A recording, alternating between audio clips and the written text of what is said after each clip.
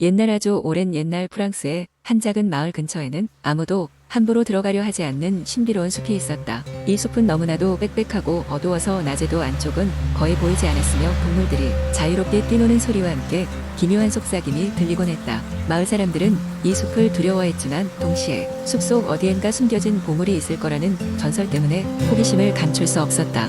마을의 어른들은 아이들에게 숲에 들어가지 말라고 당부했으며 숲속의 비밀을 풀기 위해서는 순수한 마음을 지닌 자만이 들어갈 수 있다고 말했다. 하지만 장난을 좋아하고 호기심 많은 소년 피에르는 이런 경고에 아랑곳하지 않았다. 어느 날 피에르는 자신의 단짝 친구 클레어와 함께 숲 탐험을 결심하고 작은 쪽지와 등불을 챙겨 숲으로 떠났다. 그들이 숲의 입구에 도착했을 때 갑자기 부드러운 바람이 불어와 그들을 포근히 감쌌다. 피에르와 클레어는 자신들이 맞이할 모험에 대한 기대감으로 가슴이 뛰었다. 숲속으로 한 걸음 한 걸음 들어갈수록 주변은 점점 어두워졌고 나무들은 하늘을 가릴 정도로 높았다. 그들은 길을 잃을까 걱정하였지만 길을 따라 놓여진 작은 돌멩이들이 그들을 안전하게 안내했다. 그 돌멩이들은 마치 그들에게 새로운 길을 인도하는 듯한 느낌을 주었다. 드디어 숲의 안쪽 깊숙한 곳에 다다랐을 때 그들 앞에 커다란 나무로 된 아치가 나타났다. 아치는 마치 두 사람이 지나가기 딱 좋을 정도의 크기였다.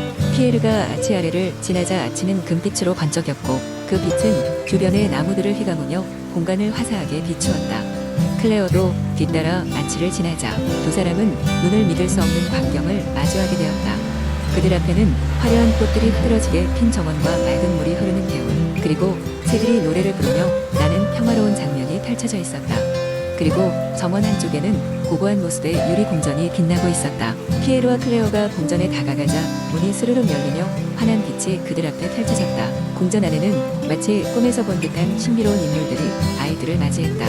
그들은 숲의 수호자인 요정들과 마법사들이었다. 요정들의 왕은 두 아이에게 숲의 비밀을 풀어낸 것에 대해 축하를 하며 자신들의 세계가 숲의 경계를 넘어 마을 사람들에게도 평화를 전하길 바란다고 말했다. 피에르와 클레어는 요정들과 즐거운 시간을 보내며 숲이 숨기고 있던 아름다움과 비밀을 온전히 느낄 수 있었다. 그들은 마을로 돌아가 숲의 경이로움을 마을 사람들과 나누었고 마을 사람들도 점차 숲을 두려워하지 않게 되었다. 이렇게 숲과 마을은 서로의 존재를 인정하고 조화롭게 살아가게 되었으며 피에르와 클레어는 평생 동안 잊을 수 없는 추억을 가슴에 품고 자랐다. 그리고 그들이 경험한 이야기는 오랫동안 전해 내려오며 사람들에게 순수한 마음과 용기가 어떤 기적을 만들어낼 수 있는지 일깨워 주었다. 두 번째 이야기야죠. 오랜 옛날 프랑스의 작은 마을 바깥에 깊은 숲이 있었다.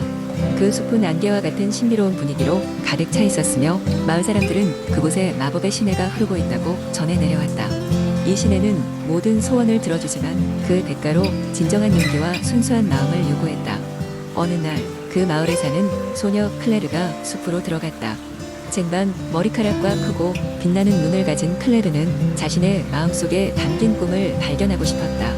그녀는 숲에서 자신만의 모험을 찾아 떠나기로 결심했다. 길을 따라 걷다 보니 클레르는 어느새 신비로운 시내가 있는 곳에 도착했다. 시냇물은 수정처럼 반짝이며 말없이 그녀를 반겼다. 클레르는 두려움과 설렘을 느끼며 물가에 앉아 소원을 빌었다. 내 꿈을 찾게 해주세요. 갑자기 시내에서 물보라가 일어나더니 아름다운 요정이 나타났다. 요정은 클레르에게 웃으며 말했다. 내가 찾고자 하는 것이 무엇인지 마음속을 들여다보렴. 하지만 내가 진정으로 원하는 것이 무엇인지는 잠시 뒤에 알게 될 거야. 그녀는 클레르에게 길을 인도할 것이라는 신비한 열쇠를 건네주며 사라졌다. 클레르는 열쇠를 손에 쥐고 일어나 앞으로 나아갔다.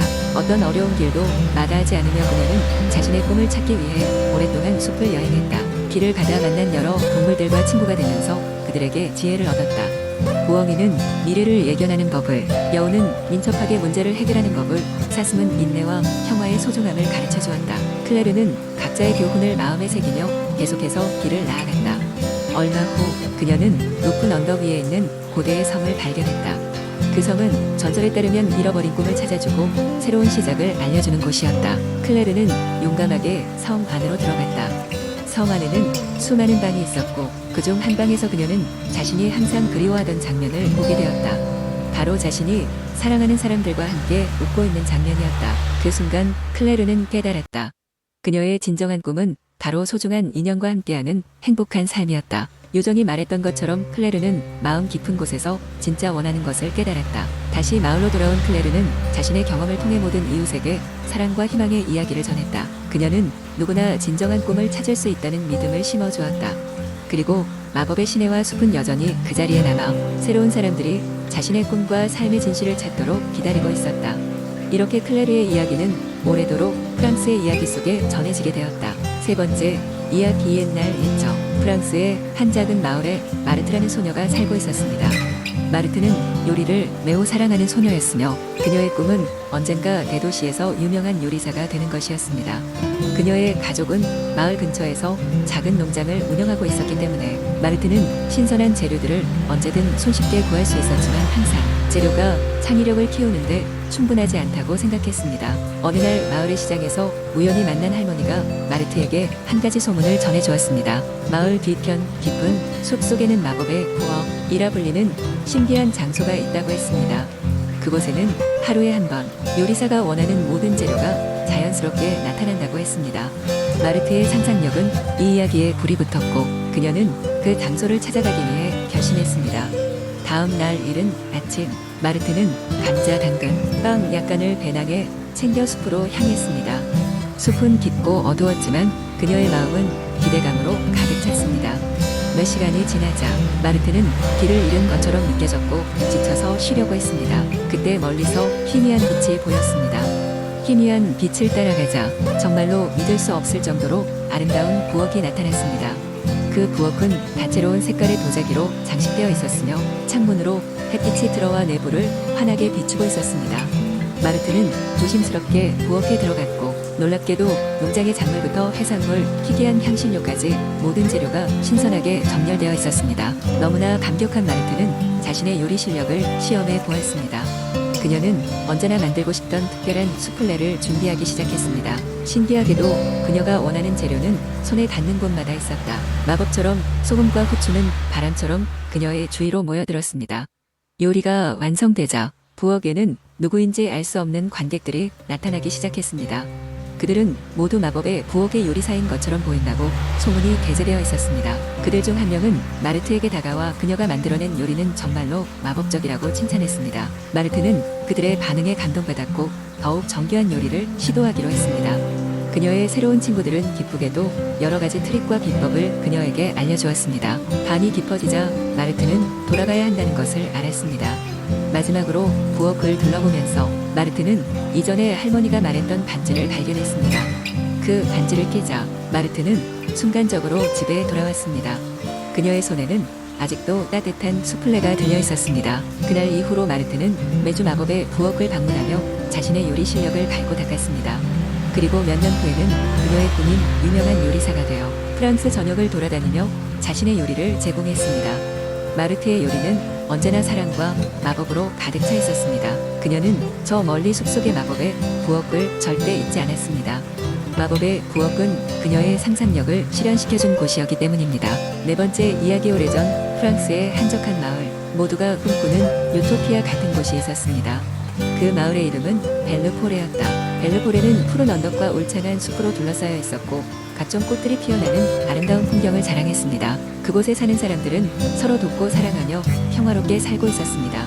그러나 그 마을 중심에는 아무도 함부로 들어가지 못하는 마법의 숲이라는 신비한 곳이 있었습니다. 숲의 나무들은 거대하고 교묘하게 얽혀 있었으며 그 속을 지나가는 길들은 때때로 몽환적인 빛으로 반짝였습니다. 사람들은 숲을 금기시하여 아무도 오래 머무르지 않았지만 그곳에는 수많은 신비로운 소문들이 돌곤 했습니다. 어떤 이들은 숲속 깊은 곳에 마법의 샘이 있어 그것을 발견한 자에게는 엄청난 행운이 깃든다고 말했습니다. 하지만 많은 이들이 그것을 찾아 숲에 들어갔다가 돌아오지 못했다는 이야기들도 전해졌었지요. 마을에는 루시라는 이름의 용감하고 호기심 많은 소녀가 살고 있었습니다. 루시는 항상 그 숲에 대해 궁금해했고 하루는 숲의 비밀을 풀기 위해 모험을 떠나기로 마음먹었습니다. 엄마에게 작별 인사를 남기고 충분한 음식과 물을 챙긴 뒤에 루시는 마법의 숲으로 들어갔습니다. 숲속은 처음에는 평화로워 보였지만 시간이 갈수록 점점 더 신비롭고 매혹적으로 변해갔습니다. 숲의 동물들은 루시를 지켜봤고 나뭇가지들은 바람 속에서 노래를 부르는 것만 같았습니다. 루시는 걸음을 멈추지 않았습니다. 숲의 중심부에 가까워질수록 그녀는 작은 불빛들이 주변을 둘러싸는 것을 느꼈고 그 빛들은 점점 더 밝아졌습니다.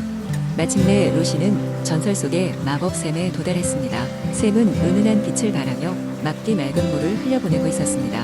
루시는 샘의 손을 담갔고 물이 그녀의 손을 감싸는 순간 일종의 따뜻한 기운이 몸을 타고 돈다는 것을 느꼈습니다. 순간적으로 루시는 온 세상이 그녀를 환영하는 것 같은 느낌을 받았습니다. 그리고 숲속의 모든 생명체가 그녀에게 미소 짓는 것처럼 보였습니다. 그곳에서 루시는 스크롤을 발견했는데 그것을 펼쳤을 때 그녀의 소원이 하나 적혀 있었습니다.